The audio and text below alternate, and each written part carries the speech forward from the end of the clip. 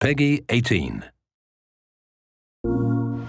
I've spent my life taking orders. Now it's my turn to decide. My name is David Cage. I'm the writer and director of Detroit. It's been just over an hour since a little girl was taken hostage on the top floor of a building here in downtown Detroit. So Detroit is a neo-noir thriller set in the near future in the city of Detroit. And in this world, technology made possible the creation of androids that look, speak, move exactly like human beings.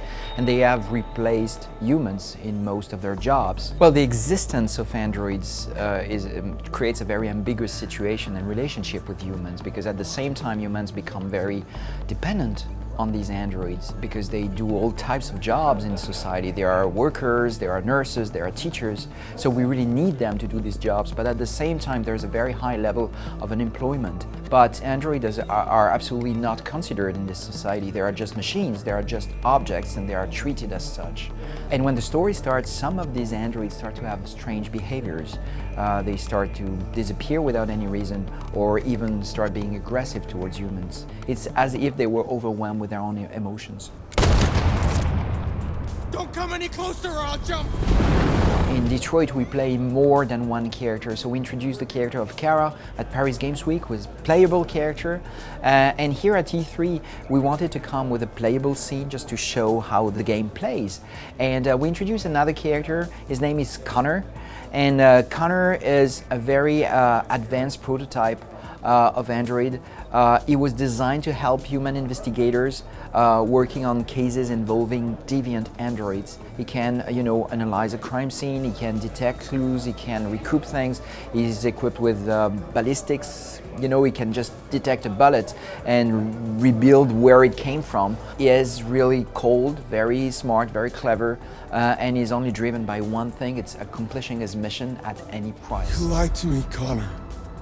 All our characters are real people. We do a casting session and we find the right actor for the role, and then we scan his face in 3D, scan his body, recreate his avatar, get him on set in performance capture, and record his performance. We wanted to push the limits with Detroit and have an engine that would offer us some more features regarding cinematography in particular. So we wanted to work on realistic lighting especially. So we redeveloped entirely a new engine from scratch pretty much.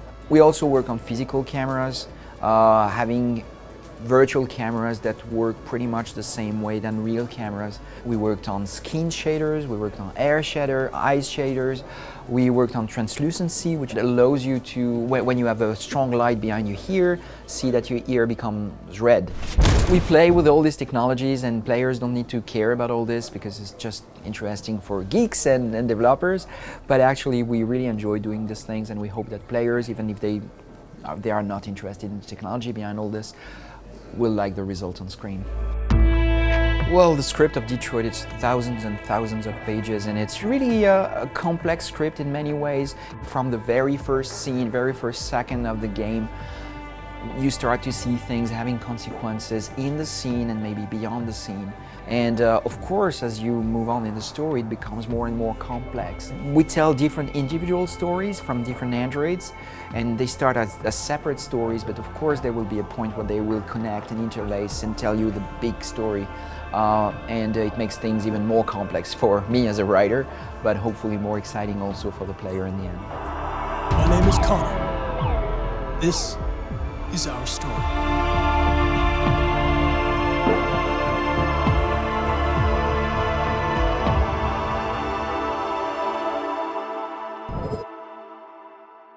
PS4 for the players.